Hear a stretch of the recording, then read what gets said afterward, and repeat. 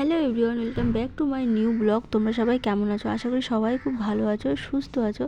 তো এই দেখো, আমি ছাদে এসেছিলাম। ছাদে এসে দেখি এত সুন্দর একটা ভিউ।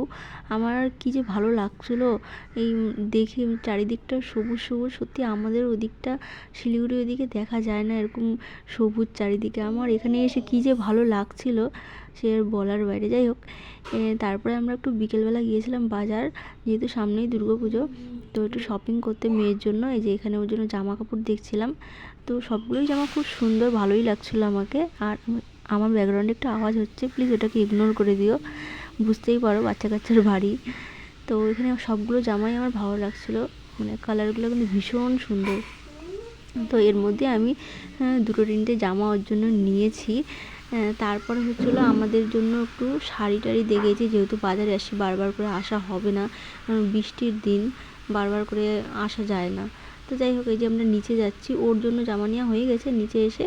তো আমরা ভাবছি একটু শাড়ির কালেকশানগুলোও ভালো লাগছিলো, তো দেখেই নিই। আমি যেহেতু শাড়ি পরি না, এখানে আমার দিদার জন্য শাড়ি দেখা হচ্ছিলো। তো আমার দিদা শাড়ি নিয়েছে, আমার মা নিয়েছে। আর আমি না, এই শাড়িগুলো না আমার নেওয়ার খুব ইচ্ছে ছিল। আমি কোনোদিন শাড়ি, এগুলো শাড়ি পরিনি। তো ভাবছি একটা এই শাড়িগুলোই নেব, কারণ আমি শাড়ি পরি না বেশি, যেহেতু আমি এই জন্য শাড়িও কিনি না। আমি ওই সালোয়ার স্যুট, না হলে